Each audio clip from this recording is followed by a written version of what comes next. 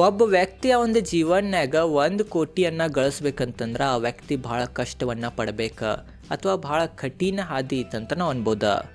But ಏನ್ರಿ ವ್ಯಕ್ತಿ 1 ಕೋಟಿ ರೂಪಾಯಿ ಅವನ ಜೀವನ್ಯಾಗ ಗಳಿಸಿದಂತಂದ್ರೆ ಆ 1 ಕೋಟಿ ರೂಪಾಯಿ 10 ಕೋಟಿ ಯಾವಾಗ ಆಗ್ತೈತಂತ ಯಾರಿಗೂ ಗುರ್ತನಾಗಂಗಿಲ್ಲ, ಅಷ್ಟು ಸುಲಭವಾಗಿ ಆಗ್ಬಿಡ್ತೈತಿ. ಅದ ಕಾರಣ ಭಾಳ ಎಕ್ಸ್ಪರ್ಟ್ಗಳು ಏನಂತಾರಂತಂದ್ರೆ ಯಾವ ವ್ಯಕ್ತಿ ಅವನ ಜೀವನ್ಯಾಗ 1 ಕೋಟಿ ರೂಪಾಯಿ ಗಳಿಸ್ತಾನ ಆ ವ್ಯಕ್ತಿ ಕಡೆ ಶ್ರೀಮಂತರಾಗೋದ ಅಥವಾ ಕೋಟ್ಯಾಧಿಪತಿ ಆಗೋದ ಟಿಕೆಟ್ ಸಿಗದಂಗ ಅಂತಾರೆ ನೋಡ್ರಿ. ಅದ ಕಾರಣ ಇವತ್ತಿನ ಈ ವಿಡಿಯೋನಾಗ ನಾವು ಫಸ್ಟ್ ಒಬ್ಬ ವ್ಯಕ್ತಿ 1 ಕೋಟಿ ಗಳಿಸೋದು ಎದಕ್ಕೆ ಹಾರ್ಡ್ ಐತಿ, ಎದಕ್ಕೆ ಕಠಿಣ ಐತಿ ಅಂತ ತಿಳ್ಕೊಳ್ಳೋನು. ಮತ್ತು ಆ ವ್ಯಕ್ತಿ 1 ಕೋಟಿ ಗಳಿಸಿದಂತಂದ್ರೆ ಆಮ್ಯಾಗ ಏನಾಗ್ತೈತೆ ಅವ್ನ ಜೀವನ್ಯಾಗ ಅಂತ ಅದ್ರ ಬಗ್ಗೆ ತಿಳ್ಕೊಳ್ಳೋನು. ಮತ್ತು ಲೈವ್ ಕೆಲವೊಂದು ಉದಾಹರಣೆಗಳ ಮೂಲಕ ತಿಳ್ಕೊಳ್ಳೋನು. ನಾನು ಲೈವ್ ನಿಮಗೆ ಕ್ಯಾಲ್ಕುಲೇಟರ್ನಾಗ ಲೆಕ್ಕ ಮಾಡಿ ತಿಳಿಸ್ತೇನೆ. ಮತ್ತು ಲಾಸ್ಟಿಗೆ ಯಾವ ಥರ ಒಬ್ಬ ವ್ಯಕ್ತಿ ಫಾಸ್ಟ್ ವೇನ್ಯಾಗ ಬೇಗನೆ ಯಾವ ಥರ ಕೋಟ್ಯಾಧಿಪತಿ ಆಗ್ಬೋದು ಅಂತ ಅದ್ರ ಬಗ್ಗೆನೂ ಡೀಟೇಲ್ದಾಗ ಸರಳವಾಗಿ ಇವತ್ತಿನ ಈ ವಿಡಿಯೋನಾಗ ನಾವು ತಿಳ್ಕೊಳ್ಳೋಣ ನೋಡ್ರಿ. ಅದ ಕಾರಣ ಈ ವಿಡಿಯೋಗೆ ಲೈಕ್ ಮಾಡಿರ್ಕಲಿದ್ರೆ ಲೈಕ್ ಮಾಡಿರಿ, ಚಾನಲ್ ಸಬ್ಸ್ಕ್ರೈಬ್ ಮಾಡಿರ್ಕಲಿದ್ರೆ ಸಬ್ಸ್ಕ್ರೈಬನ್ನು ಮಾಡಿರಿ.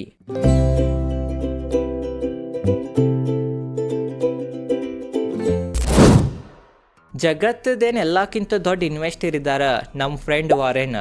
ಅವ್ರದ್ದು ಫ್ರೆಂಡ್ ಏನಿದ್ದಾರೆ ಚಾರ್ಲಿ ಮಂಗರ್ ಅವ್ರೂ ಸಹ ಈ ಕಾನ್ಸೆಪ್ಟ್ ಬಗ್ಗೆ ಭಾಳ ಡೀಟೇಲ್ದಾಗ ಮಾತಾಡಿದ್ದಾರೆ.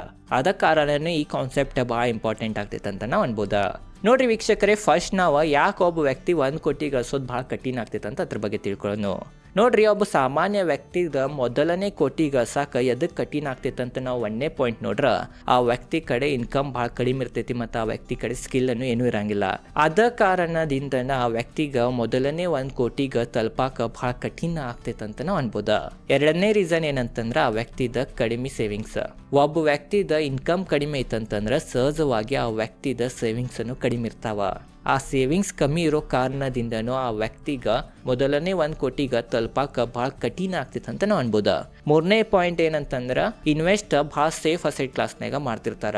ಕಡಿಮೆ ಇನ್ಕಮ್ ಇರೋರು ಏನಂತಂದ್ರೆ ಸೇಫ್ ಅಸೆಟ್ ಕ್ಲಾಸ್ನಾಗ ಇನ್ವೆಸ್ಟ್ ಮಾಡ್ತಿರ್ತಾರೆ. FD ಆಗಲಿ ಆ ಥರ ಅಲ್ಲಿ ಭಾಳ ರಿಟರ್ನ್ ಕಡಿಮೆ ಸಿಗ್ತೈತಿ. ಅದ ಕಾರಣನೂ ಆ ವ್ಯಕ್ತಿಗೆ 1 ಕೋಟಿಗೆ ತಲುಪಾಕ ಭಾಳ ಕಠಿಣ ಆಗ್ತೈತೆ ಅಂತ ನಾವು ಅನ್ಬೋದು. ಮತ್ತು 4ನೇ ರೀಸನ್ ತಿಳ್ಕೊಬೇಕಂತಂದ್ರೆ ಅವೇರ್ನೆಸ್.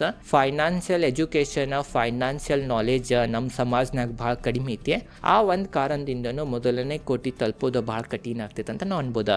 ಬಟ್ ನೀವು ಟೆನ್ಷನ್ ತೊಗೊಬೇಡ್ರಿ, ಯಾಕಂದ್ರೆ ನೀವು ನಂದು ವಿಡಿಯೋ ನೋಡತ್ತೀರಿ, ನಿಮಗೆ ಫೈನಾನ್ಷಿಯಲ್ ಅವೇರ್ನೆಸ್ ಸಿಗ್ತೈತಿ ನನ್ನ ವಿಡಿಯೋ ನೋಡೋದ್ರಿಂದ. ಅದ ಕಾರಣ ಸಬ್ಸ್ಕ್ರೈಬ್ ಮಾಡಿದ್ರೆ ಸಬ್ಸ್ಕ್ರೈಬ್ ಮಾಡಿರಿ. 5ನೇದು ಏನಂತಂದ್ರೆ ಕಡಿಮೆ ಹಣ ಇರೋದ್ರಿಂದ ಕಂಪೌಂಡಿಂಗ್ ಇದನ್ನು ಪವರ್ ಭಾಳ ಕಡಿಮೆ ಇರ್ತೈತಿ. ಹಣ ಸ್ವಲ್ಪ ಇರೋದ್ರಿಂದ ಕಂಪೌಂಡಿಂಗ್ ಆಗ್ತಿರ್ತೈತಿ, ಬಟ್ ಭಾಳ ಸ್ಲೋ ಆಗ್ತಿರ್ತೈತಿ. ಆ ಒಂದು ಕಾರಣದಿಂದನೂ ಆ ವ್ಯಕ್ತಿಗೆ ಒಂದು 1 ಕೋಟಿ ತಲುಪಾಕ ಭಾಳ ಕಠಿಣ ಆಗ್ತೈತೆ ಅಂತ ನಾವು ಅನ್ಬೋದು. ಇವ 5 ಕಾರಣಗಳಿದ್ದು ರೀ ಯಾಕೆ ಒಬ್ಬ ವ್ಯಕ್ತಿಗೆ 1 ಕೋಟಿ ತಲುಪಾಕ ಭಾಳ ಕಠಿಣ ಆಗ್ತೈತೆ ಅನ್ನಕ.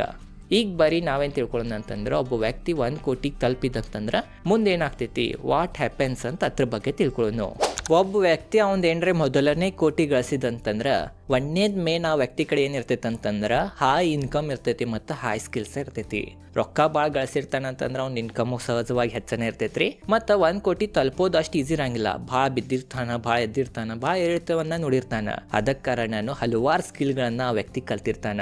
ಅದ ಕಾರಣನು 1 ಕೋಟಿ ಗಳಿಸಿದಂತಂದ್ರೆ ಆ ವ್ಯಕ್ತಿ ಮೊದಲನೇದು ಒಂದು ಹೈ ಇನ್ಕಮ್ ಇರ್ತೈತಿ, ಹೈ ಸ್ಕಿಲ್ಸ್ ಇರ್ತೈತೆ ಅಂತ ನಾವು ಅನ್ಬೋದು. 2ನೇ ಪಾಯಿಂಟ್ ನೋಡ್ರೆ ಅವನ ಸೇವಿಂಗ್ಸ್ ಅನ್ನು ಹೆಚ್ಚಾಗಿರ್ತಾವ. ಅದ ಕಾರಣ ಅದ್ರದ್ದು ಬೆನಿಫಿಟ್ ಆ ವ್ಯಕ್ತಿಗೆ ಸಿಗ್ತೈತೆ ಅಂತ ನಾವು ಅನ್ಬೋದು. 3ನೇ ಪಾಯಿಂಟ್ ನೋಡ್ರೆ ಆ ವ್ಯಕ್ತಿ ರಿಸ್ಕ್ ತಗೊಳ್ಳೋ ಕೆಪಾಸಿಟಿನೂ ಭಾಳ ಹೆಚ್ಚಾಗಿರ್ತೈತೆ ಅಂತ ನಾವು ಅನ್ಬೋದು. ಮೊದಲು ಆ ವ್ಯಕ್ತಿದ ಇನ್ಕಮ್ ಕಡಿಮೆ ಇರ್ತೈತಿ. ಇನ್ಕಮ್ ಕಡಿಮೆ ಇರೋ ಕಾರಣ ಎಲ್ಲೂ ಇನ್ವೆಸ್ಟ್ ಮಾಡ್ಬೇಕಂತಂದ್ರೆ ಅನ್ಸ್ತಿರ್ತಾನ, ರಿಸ್ಕ್ ಭಾಳ ಕಡಿಮೆ ತಗೋತಿರ್ತಾನ. ಬಟ್ ಈಗ ಅವ್ನ ಕಡೆ 1 ಕೋಟಿ ರೂಪಾಯಿ ಇದಾವಂತಂದ್ರೆ ಆ ವ್ಯಕ್ತಿ ಸ್ವಲ್ಪ ರಿಸ್ಕ್ ತಗೋಬೋದ. ಮ್ಯೂಚುವಲ್ ಫಂಡ್ನಾಗ, ಸ್ಟಾಕ್ ಮಾರ್ಕೆಟ್ನಾಗ ಈ ತರ ರಿಸ್ಕಿ ಅಸೆಟ್ನಾಗ ಹೂಡಿಕೆ ಮಾಡ್ಬೋದ.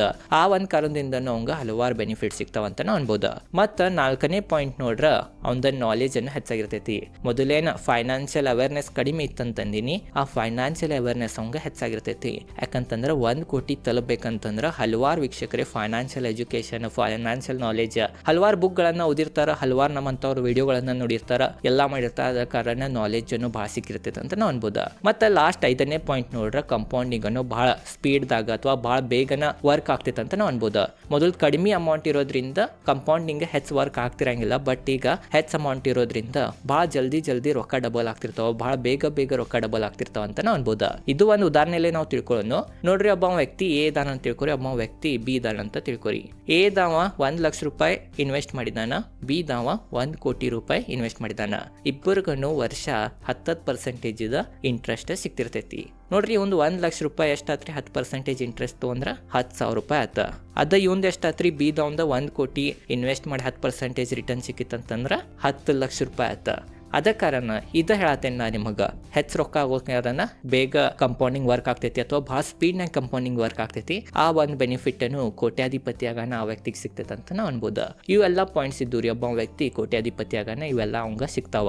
ಈಗ ಬರೀ ನಾವು ಲೈವ್ ಉದಾಹರಣೆಗಳ ಮೂಲಕ ನಾ ನಿಮಗೆ ಕ್ಯಾಲ್ಕುಲೇಟರ್ನಾಗ ಒಯ್ತೇನೆ, SIP ಕ್ಯಾಲ್ಕುಲೇಟರ್ನಾಗ. ಆ ಕ್ಯಾಲ್ಕುಲೇಟರ್ನಾಗ ನಾವು ಪ್ರಾಕ್ಟಿಕಲಿ ತಿಳ್ಕೊಳ್ಳೋಣ, ಅಂದ್ರೆ ನಮಗೆ ಇನ್ನೂ ವಿಶ್ವಾಸ ಬರ್ತೈತಿ, ಇನ್ನೂ ಕಾನ್ಫಿಡೆನ್ಸ್ ಬರ್ತೈತಿ. ನೋಡ್ಬೋದು, ಈಗ ನಾ SIP ಕ್ಯಾಲ್ಕುಲೇಟರನ್ನು ಓಪನ್ ಮಾಡೀನಿ.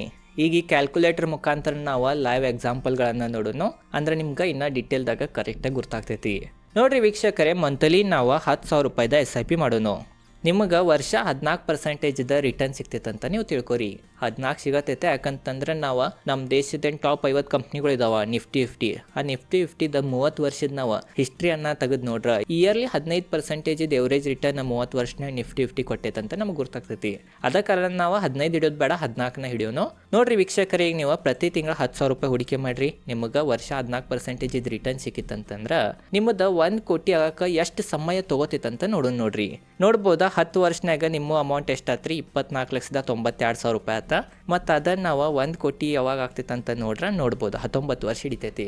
ಅದ ಕಾರಣ ಭಾಳ ಕಠಿಣ ಐತಂತ ನಾವು ಅಂತೀವಿ, ಯಾಕಂತಂದ್ರೆ ಇಲ್ಲಿ ಸಮಯ 19 ವರ್ಷ ತಗೊಂತ.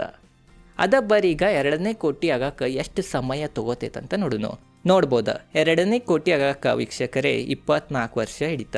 ಅಂತಂದ್ರೆ 19 ವರ್ಷ 1 ಕೋಟಿ ಆಗಕ್ಕಾಗಿತ್ತ, 2ನೇ ಕೋಟಿ 24 ವರ್ಷಕ್ಕೆ ಆತ ಅಂತಂದ್ರೆ 5 ವರ್ಷನಾಗ ನಿಮಗೆ 2ನೇ ಕೋಟಿ ಸಿಕ್ಕಿತ್ತ. ಅದ ಕಾರಣ ಅಂತಾರೆ 1ನೇ ಕೋಟಿ ಭಾಳ ಕಠಿಣ. 1ನೇ ಕೋಟಿ ಮಾಡಕ್ಕೆ 19 ವರ್ಷ ಹಿಡಿತ, 2ನೇ ಕೋಟಿ ಮಾಡಕ್ಕೆ ಬರೀ 5 ವರ್ಷ ಹಿಡಿತ. ಬರೀ ಈಗ 3ನೇ ಕೋಟಿ ಎಷ್ಟು ವರ್ಷನಾಗ ಆಗ್ತೈತೆ ಅಂತ ತಿಳ್ಕೊಳ್ಳೋಣ. ನೋಡ್ಬೋದು, 3ನೇ ಕೋಟಿ 27 ವರ್ಷನಾಗ ಆತ. ಅಂತಂದ್ರೆ ವೀಕ್ಷಕರೇ, 3ನೇ ಕೋಟಿ ಆಗಕ್ಕೆ ಬರೀ 3 ವರ್ಷ ಸಮಯ ತೊಗೊಂತ್ರಿ. ಅದ ಬರೀ ಈಗ ನಾವು 5ನೇ ಕೋಟಿ ಆಗಕ್ಕೆ ಎಷ್ಟು ಸಮಯವನ್ನು ತೊಗೋತೈತೆ ಅಂತ ಅದ್ರ ಬಗ್ಗೆ ತಿಳ್ಕೊಳ್ಳೋಣ. ನೋಡ್ರಿ, 5ನೇ ಕೋಟಿ ಆಗಕ್ಕೆ ಎಷ್ಟು ಸಮಯ ತೊಗೊಂತಂತಂದ್ರೆ 31 ವರ್ಷ ತೊಗೊಂತ್ರಿ. 3ನೇ ಕೋಟಿದಿಂದ 5ನೇ ಕೋಟಿ ಬರಕ್ಕೆ ಎಷ್ಟು ಸಮಯ ತೊಗೊಂತಂತ ನಾವು ನೋಡ್ರೆ 4 ವರ್ಷ ತೊಗೊಂತ. ಮತ್ತು 1 ಕೋಟಿದಿಂದ 5ನೇ ಕೋಟಿಗೆ ಬರಕ್ಕೆ 12 ವರ್ಷ ಸಮಯ ತೊಗೊಂತ. ಈಗ ಬರೀ ಲಾಸ್ಟ್ 5ನೇ ಕೋಟಿದಿಂದ 10ನೇ ಕೋಟಿ ತಲುಪಕ್ಕೆ ಎಷ್ಟು ಸಮಯ ಹತ್ತೈತೆ ಅಂತ ನೋಡೋಣ. 36ನೇ ವರ್ಷಕ್ಕೆ ನಿಮ್ಮ ಕಡೆ 10 ಕೋಟಿ ರೂಪಾಯಿ ಆಗ್ತಾವ. ನೋಡ್ಬೋದು ನೀವು, ಅದು ಬರೀನಾ 14% ರಿಟರ್ನನ್ನು ಹಿಡ್ದೇನಿ. ಅಂತಂದ್ರೆ ನಮಗೇನು ಗೊತ್ತಾಗ್ತೈತೆ ಅಂತಂದ್ರೆ, ಏನು 1 ಕೋಟಿ ಆಗಕ್ಕೆ 19 ವರ್ಷ ಹಿಡಿತಾ, ಅದು 5 ಕೋಟಿದಿಂದ 10 ಕೋಟಿಗೆ ಬರಕ್ಕೆ ಬರೇ 5 ವರ್ಷ ಹಿಡಿತ್ರಿ. ಯಾವ ಥರ ಅಮೌಂಟ್ ಹೆಚ್ಚಾಗತೈತಿ ಅದೇ ಥರ ಸಮಯ ಕಡಿಮೆ ಆಗ್ತೈತಿ ಮತ್ತೊಂದು ಕೋಟಿ ಆಗೋದ ಅಂತ ನಮಗೆ ಈ ಒಂದು ಉದಾಹರಣೆಯಲ್ಲಿ ಗೊತ್ತಾಗ್ತೈತಿ. ಅದ ಕಾರಣ ಭಾಳ ಜನರು ಏನು ಮಾಡ್ತಾರಂತಂದ್ರೆ FDನಾಗ ಅದು ಹಾಕಿಬಿಡ್ತಾರೆ ರೊಕ್ಕ. FDನಾಗ ನೋಡ್ಬೋದು ನೀವು, FDನಾಗ ನಾವು ಬರೀ 6% ಹಿಡಿದ್ರೆ 1 ಕೋಟಿ ಆಗಕ್ಕೆ ಎಷ್ಟು ಸಮಯ ತೊಗೋತೈತೆ ಅಂತ ನಾವು ನೋಡ್ಬೋದು 31 ವರ್ಷ ಹಿಡಿತೈತ್ರಿ. ಬರೀ 1 ಕೋಟಿ ಆಗಕ್ಕೆ 31 ವರ್ಷ ಹಿಡಿತೈತಿ.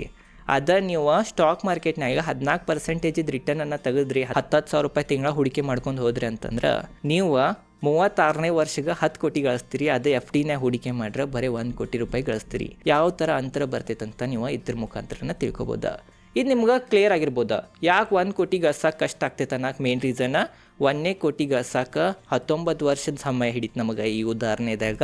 ಅದು 1 ಕೋಟಿ 10 ಕೋಟಿಗೆ ತಲುಪಕ್ಕೆ ಬರೀ 18 ವರ್ಷದ ಸಮಯ ಹತ್ತೈತ. 1 ಕೋಟಿ ಗಳಿಸಕ್ಕೆ 19 ವರ್ಷ ಹಿಡಿತ, ಬಟ್ 1 ಕೋಟಿದಿಂದ 10 ಕೋಟಿ ಗಳಿಸೋದು ಬರೀ 18 ವರ್ಷನಾಗನ ಆಗ್ಬಿಡ್ತ. ಅದ ಕಾರಣ ಅಂತಾರೆ ಎಕ್ಸ್ಪರ್ಟ್ಗಳ 1 ಕೋಟಿ ಗಳಿಸೋದು ಭಾಳ ಕಠಿಣ ಐತಿ, ಬಟ್ 1 ಕೋಟಿ ಗಳಿಸಿದ್ರೆ ಅಂತಂದ್ರೆ ಖಂಡಿತವಾಗಿ 10 ಕೋಟಿ ಗಳಿಸೋ ಹಾದಿ ಏನೈತದ ಭಾಳ ಸುಲಭವಾಗೈತೆ ಅಂತ ನಮಗೆ ಗೊತ್ತಾಗ್ತೈತಿ. ಮತ್ತೇನ್ರಿ ನೀವು 10 ಕೋಟಿ ಗಳಿಸಿರಿ ಅಂತಂದ್ರೆ ನೋಡ್ಬೋದಾ, 10 ಕೋಟಿಗೆ ನಾವು 14 ಬೇಡ ಬರೀ 10% ರಿಟರ್ನನ್ನು ಹಿಡಿದ್ರೂ ಇಯರ್ಗೆ ವೀಕ್ಷಕರೇ 1 ಕೋಟಿ ರೂಪಾಯಿ ನಿಮ್ಮ ಕುಂತಲ್ಲೇ ಬಡ್ಡಿ ಸಿಗ್ದಂಗೆ ಆಗ್ತೈತಿ. ನಾವು ಮಂತ್ಲಿ ನಿಮ್ದು ಇನ್ಕಮ್ 8.3 ಲಕ್ಷ ರೂಪಾಯಿ ಆಗ್ತೈತಿ. ಮನ್ಯಾಗ ಕುಂತನೂ 8.3 ಲಕ್ಷ ರೂಪಾಯಿ ನಿಮಗೆ ಸಿಗ್ತಾವ. ನೀವು ಫೈನಾನ್ಷಿಯಲಿ ಇಂಡಿಪೆಂಡೆಂಟ್ ಆದ್ರಿ. ಟ್ಯಾಕ್ಸ್ ಅದು ಹತ್ತಿ, long term capital tax, inflation ಎಲ್ಲ ಹಿಡಿದ್ರೆ ಮತ್ತೆ ಬೇರೆ ಆಗ್ತೈತಿ. ಬಟ್ ಏನು ಮಾಡೋದಕ್ಕಿಂತನೂ ಈ ಥರ ಮಾಡಿ ಈ ಥರ ಹಣವನ್ನು ಗಳಿಸೋದು ಬೆಸ್ಟ್ ಏನಿಲ್ಲ ಅಂತಲೂ ಕಮೆಂಟ್ ಸೆಕ್ಷನ್ನಾಗ ತಿಳಿಸ್ರಿ. ಇದು ಉದಾಹರಣೆಯ ಮೂಲಕ ನಿಮಗೆ ಸರಳವಾಗಿ ಡೀಟೇಲ್ದಾಗ ತಿಳಿದಿರ್ಬೋದ. ಬರೀ ವೀಕ್ಷಕರೇ, ಈಗ ಯಾವ ಥರ ನಾವು 1 ಕೋಟಿಯನ್ನು ಭಾಳ ಬೇಗ ಗಳಿಸ್ಬೋದ. ಏನು 19 ವರ್ಷದ ಸಮಯ ಹಿಡಿತೀವಿ ನಂದು ಉದಾಹರಣೆನಾಗ, ಬಟ್ ಅದ ಯಾವ ಥರ ನಾವು ಕಡಿಮೆನಾಗ 1 ಕೋಟಿ ಗಳಿಸ್ಬೋದು, ಕಡಿಮೆ ಸಮಯ 1 ಕೋಟಿ ಗಳಿಸ್ಬೋದು ಅಂತ ಅದ್ರ ಬಗ್ಗೆ ತಿಳ್ಕೊಳ್ಳೋಣ. ಈಗ ಬರೀ ಲಾಸ್ಟ್ ನಾವು ಯಾವ ಥರ 1 ಕೋಟಿಯನ್ನು ನಾವು ಬೇಗ ಗಳಿಸ್ಬೋದ, how to reach 1 crore faster ಅಂತ ಅದ್ರ ಬಗ್ಗೆ ಡೀಟೇಲ್ದಾಗ ತಿಳ್ಕೊಳ್ಳೋಣ. ನೋಡ್ರಿ, 1ನೇ ಪಾಯಿಂಟ್ ಏನಂತಂದ್ರೆ ನಿಮ್ದು ಮೈಂಡ್ ಸೆಟ್ಟನ್ನು ಚೇಂಜ್ ಮಾಡ್ಬೇಕಾ, ಮೈಂಡ್ ಸೆಟ್ಟನ್ನು ಬದಲಾಯಿಸ್ಬೇಕಾ. ನೋಡ್ಬೋದ, ಎಲ್ಲ ಸಾಮಾನ್ಯ ಜನರು ಏನು ಮಾಡ್ತಾರೆ ಅಂತಂದ್ರೆ ಗಳಿಸಿದ್ದೇನು ಇನ್ಕಮ್ ಇರ್ತೈತಿ, ಇನ್ಕಮನ್ನು ಫಸ್ಟ್ ಎಕ್ಸ್ಪೆನ್ಸಸ್ ಕೂಡ ಮೈನಸ್ ಮಾಡ್ತಾರೆ, ಉಳಿದಿದ್ದ ಅಮೌಂಟನ್ನು ಸೇವಿಂಗ್ ಮಾಡ್ತಾರೆ. ಆ ಲೆಕ್ಕನ ನೀವು ಬದಲಾಯಿಸ್ಬೇಕು, ಆ ಲೆಕ್ಕನ ಚೇಂಜ್ ಮಾಡ್ಬೇಕು. ಅದು ಭಾಳ ಹಳೆ ಲೆಕ್ಕ ಆತ. ಈಗ ಹೊಸ ಲೆಕ್ಕ ಏನೈತಂತಂದ್ರೆ ಫಸ್ಟ್ ಗಳಿಸ್ಬೇಕಾ ಇನ್ಕಮ್ಮ, ಆಮ್ಯಾಗ ನೆಕ್ಸ್ಟ್ ಸೇವಿಂಗ್ ಮತ್ತು ಇನ್ವೆಸ್ಟ್ಮೆಂಟ್ನಾಗ ಮೈನಸ್ ಮಾಡ್ಬೇಕಾ, ಉಳಿದಿದ್ದ ರೊಕ್ಕದಲ್ಲೇ ನೀವು ಎಕ್ಸ್ಪೆನ್ಸಸ್ ಮಾಡ್ಬೇಕು, ಖರ್ಚು ಮಾಡ್ಬೇಕಾ. ಈ ಥರ ಏನ್ರಿ ನಿಮ್ಮದು ಮನಸ್ಥಿತಿ ಆತಂದ್ರೆ ಖಂಡಿತವಾಗಿ ನೀವು ಭಾಳ ಬೇಗನ 1 ಕೋಟಿಗೆ ಟಚ್ ಆಗ್ಬೋದು. 2ನೇ ಪಾಯಿಂಟ್ ಏನಂತಂದ್ರೆ ನಿಮ್ದು ಇನ್ಕಮನ್ನು ನೀವು ಯಾವ ಥರ ಇನ್ಕ್ರೀಸ್ ಮಾಡ್ಬೋದು ಅಂತ ನೋಡ್ಬೇಕು. ಜಾಬ್ ಐತಿ, ಆ ಜಾಬನ್ನು ಯಾವ ಥರ ಸ್ವಿಚ್ ಮಾಡಿ ನಮ್ಮ ಇನ್ಕಮನ್ನು ನಾವು ಹೆಚ್ಚುಗೊಳಿಸ್ಬೋದು ಬೇರೆ ಕಂಪ್ನಿಗೆ, ಅಥವಾ ಯಾವ ಸ್ಕಿಲ್ಲನ್ನು ಕಲಿತ್ರೆ ನಮ್ಮ ಇನ್ಕಮ್ ಹೆಚ್ಚಾಗ್ತೈತಿ ಅಂತ ಅದ್ರ ಬಗ್ಗೆನೂ ನಾವು ನೋಡ್ಬೇಕು. FNO ಟ್ರೇಡಿಂಗ್ ಅದು ಮಾಡಬಾರ್ದು. FNO trading, future option trading, intraday trading ಆ ಥರ ಮಾಡಿನೂ ಕೋಟ್ಯಾಧಿಪತಿ ಆದವ್ರು ಇದ್ದಾರೆ, ಬಟ್ ಭಾಳ ಕಡಿಮೆ ಪರ್ಸೆಂಟೇಜ್ ಇದ್ದಾರೆ. ಅದ ಕಾರಣನು ಅಂತಲ್ಲಿ ರೊಕ್ಕ ಹಾಕಿ ರೊಕ್ಕನ ಕಳ್ಕೊಬಾರ್ದು. ಇದು ಹಾದಿ ಏನು ಹೇಳತ್ತೀನಿ ಸ್ಲೋ ಹಾದಿ ಐತಿ, ಬಟ್ ಇದು ಖಂಡಿತವಾಗಿ ಆಗೇ ಆಗ್ತೈತಿ. 2-3 ವರ್ಷದಿಂದ ಮುಂದೆ ಆಗ್ಬೋದು, ಬಟ್ ಖಂಡಿತವಾಗಿ ಆಗ್ತೈತಿ. ಬಟ್ FNO ಹಂಗಿಲ್ಲ, ಯಾವಾಗ ರೊಕ್ಕ ಹಾಕ್ತೀರಿ ಯಾವಾಗ ಮುನುಗ್ತೈತಿ ಏನು ಹೇಳಕ್ಕೆ ಬರಂಗಿಲ್ಲ. ಅದ ಕಾರಣ ಟ್ರೇಡಿಂಗ್ ಆದಿದ ಆಸೆನಾಗ ನೀವು ಬೆಳಕ್ಕೆ ಹೋಗ್ಬೇಡ್ರಿ. ಸರಳವಾಗಿ ಇನ್ಕಮನ್ನು ಯಾವ ಥರ ಬೇರೆ ಸ್ಕಿಲ್ಲನ್ನು ಕಲಿತು ಕಡಿಮೆ ರಿಸ್ಕ್ನಾಗ ಯಾವ ಥರ ನಂದು ಇನ್ಕಮ್ ಹೆಚ್ಚಾಗ್ತೈತಿ ಅಂತ ನೀವು ಯೋಚನೆ ಮಾಡಿ ಆ ಸ್ಕಿಲ್ಲನ್ನು ಕಲೀರಿ ಮತ್ತು ನಿಮ್ದು ಇನ್ಕಮನ್ನು ಹೆಚ್ಚು ಮಾಡ್ಕೋರಿ. ಮತ್ತು 3ನೇದು ಏನಂತಂದ್ರೆ ಡೈವರ್ಸಿಫಿಕೇಷನ್. ನಾ ಈಗ ನಿಮಗೆ ಹೇಳಿದ್ನಿ, ಏನು ಉದಾಹರಣೆ ತೋರಿಸಿನಿ, ಚಾರ್ಟ್ನಾಗ ಇದ್ರಾಗಿದ್ದು SIP ಕ್ಯಾಲ್ಕುಲೇಟರ್ನ ಎಲ್ಲ ತೋರಿಸಿಲ್ಲ ರೀ. ಅಲ್ಲಿ ನಾ ಬರೀ 14% ಇಯರ್ಲಿ ರಿಟರ್ನ್ ಹಿಡ್ದೀನಿ. ಆ 14% ಏನು ರಿಟರ್ನ್ ಇತ್ತು ಅದನ್ನೇ ಯಾವ ಥರ ಹೆಚ್ಚು ಮಾಡ್ಬೋದಾ, ಹೆಚ್ಚು ಮಾಡಿರಂತಂದ್ರೆ ನೀವು ಇನ್ನೂ ಬೇಗವಾಗಿ ಕೋಟ್ಯಾಧಿಪತಿ ಆಗ್ಬೋದಾ. ಅದಕ್ಕೆ ಕಾರಣ ನೀವು ನಾ ಏನು ಎಕ್ಸಾಂಪಲ್ ತೊಗೊಂಡು ಅದ Nifty 50 ತೊಗೊಂಡು, ಬಟ್ ನೀವೇನು ಮಾಡ್ಬೇಕಂತಂದ್ರೆ ಯಾವ ಫ್ಲೆಕ್ಸಿ ಕ್ಯಾಪ್ ಫಂಡ್ನಾಗ, ಸ್ಮಾಲ್ ಕ್ಯಾಪ್ನಾಗ, ಮಿಡ್ ಕ್ಯಾಪ್ ಫಂಡ್ಗಳ್ನಾಗ ಈ ಥರ ಹಲವಾರು ಮ್ಯೂಚುವಲ್ ಫಂಡ್ಗಳ್ನಾಗೂ ನೀವು SIP ಮಾಡಿ ನಿಮ್ದು ರಿಟರ್ನ್ಸನ್ನು ನೀವು ಏನು 14% ನಾ ಹೇಳಿದ್ನಿ ಅದಕ್ಕಿಂತನೂ ಹೆಚ್ಚು ಯಾವ ಥರ ಮಾಡ್ಬೋದು ರಿಟರ್ನ್ಸ್ ಅಂತಲೂ ನೀವು ಯೋಚನೆ ಮಾಡಬೇಕು. ಆ ಥರ ಡೈವರ್ಸಿಫೈ ಮಾಡಬೇಕು. ಹಂಗಂತ ಅತಿ ಆಸೆಗೆ ಎಲ್ಲ ಸ್ಮಾಲ್ ಕ್ಯಾಪ್ನಾಗ ಎಲ್ಲತ್ರನಾಗ ರಿಸ್ಕ್ ಆಸೆಟ್ನಾಗ ಹಾಕೋದಿಲ್ಲ. ಎಲ್ಲತ್ರನಾಗ ಸ್ವಲ್ಪ ಹಾಕಿ ಯಾವ ಥರ ರಿಟರ್ನನ್ನು ಹೆಚ್ಚುಗೊಳಿಸ್ಬೋದು ಅಂತ ಯೋಚನೆ ಮಾಡ್ಬೇಕು. ಮತ್ತು 4ನೇದು ಏನಂತಂದ್ರೆ ನಿಮ್ಮ ಮ್ಯಾಗ ಸಾಲ ಇದ್ರೆ ಆ ಸಾಲನ್ನು ಕಡಿಮೆ ಮಾಡ್ಬೇಕು ಅಥವಾ ಸಾಲವನ್ನು ಮುಟ್ಟಿಸ್ಬೇಕು. ಸಾಲ ಏನ್ರಿ ಐತಿ ನಿಮ್ಮ ಕಡೆ, ಲೋನ್ ಐತಿ ಇದೈತಂತಂದ್ರೆ ಇದು ಮಾಡೋದು ಭಾಳ ಕಠಿಣ. ಯಾಕಂದ್ರೆ ಇಲ್ಲಿ ಪೇಷನ್ಸ್ ಭಾಳ ಬೇಕಾ. ಇಲ್ಲಿ ತಾಳ್ಮೆ ಇದ್ದವ ರೊಕ್ಕ ಮಾಡ್ತಾನೆ. ಸಾಲ ಮಾಡಿತ್ರ ಹಾಕಿನಿ ಅಥವಾ ಇದ್ದಿದ್ದು ಸಾಲ ಕಟ್ಟೋದನ್ನು ರಗಡಾಗಿರ್ತೈತಿ, ಅಲ್ಲಿಂದ ರೊಕ್ಕನ ಉಳಿಸಿ ಮತ್ತು ಇನ್ವೆಸ್ಟ್ ಮಾಡೋದು, ಈ ಥರ ಎಲ್ಲ ಮಾಡಿ ಈ ಥರ ಕೋಟ್ಯಾಧಿಪತಿ ಆಗಾಕ ಸಾಧ್ಯ ಆಗಂಗಿಲ್ಲ. ಅದ ಕಾರಣ ಎಷ್ಟಾಗ್ತೈತೆ ಅಷ್ಟು ಬೇಗನೆ ಸಾಲ ಮುಟ್ಟಿಸ್ರಿ. ನೀವೇನ್ರೆ ಸಾಲ ತೊಗೊಂಡಿಲ್ಲ ಅಂತಂದ್ರೆ ತೊಗೊಳಕ್ಕೆ ಹೋಗ್ಬೇಡ್ರಿ. ಭಾಳ ಅವಶ್ಯಕತೆ ಐತಿ.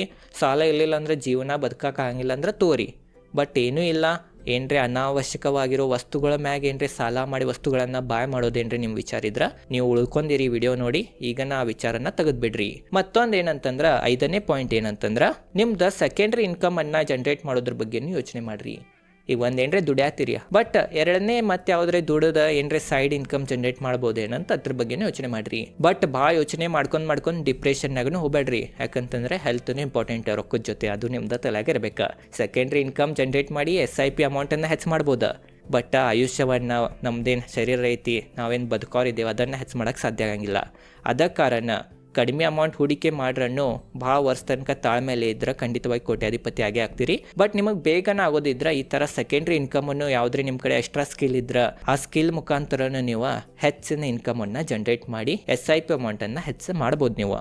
ಮತ್ತು ಲಾಸ್ಟ್ ಇಂಪಾರ್ಟೆಂಟ್ ಪಾಯಿಂಟ್ ಏನಂತಂದ್ರೆ, ಎಲ್ಲಕ್ಕಿಂತ ಇಂಪಾರ್ಟೆಂಟ್ ಪಾಯಿಂಟ್ ಯಾವುದಂತಂದ್ರೆ ಲಾಸ್ಟ್ 6ನೇ ಪಾಯಿಂಟ್, ಸೆಲ್ಫ್ ಡಿಸಿಪ್ಲಿನ್. ಇದೇನು ಹೇಳಿದ್ನಿ ನಾ ಪ್ರೊಸೆಸ್, ಇದೇನು ಹೇಳಿದ್ನಿ ನಾ ನಿಮಗೆ ಸ್ಟ್ರಾಟಜಿ, ಅದ್ರಾಗ ಡಿಸಿಪ್ಲಿನ್ ಭಾಳ ಇಂಪಾರ್ಟೆಂಟ್.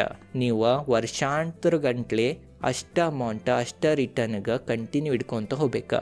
ಮಾರ್ಕೆಟ್ ಇರಲಿ ಮಾರ್ಕೆಟ್ ಬೀಳಿ ಆ ಧೈರ್ಯ ಆ ಡಿಸಿಪ್ಲಿನ್ ನಿಮ್ಮ ಕಡೆ ಇದ್ರನ ನೀವು ಈ ಗೋಲ್ಗ ಅಥವಾ ಇದೇನು ಹೇಳಿದ್ನಿನ್ನ ಅಲ್ಲಿ ತಲುಬೋದು, ಕೋಟ್ಯಾಧಿಪತಿ ಆಗ್ಬೋದು, ಶ್ರೀಮಂತರ ಆಗ್ಬೋದು. ಆದ ಕಾರಣನು ನಿಮ್ಮ ಕಡೆ ಸೆಲ್ಫ್ ಡಿಸಿಪ್ಲಿನ್ ಇರೋದು ಬಹಳ ಇಂಪಾರ್ಟೆಂಟ್, ಬಹಳ ಮುಖ್ಯ ಅಂತ ನಾವು ಅನ್ಬೋದ.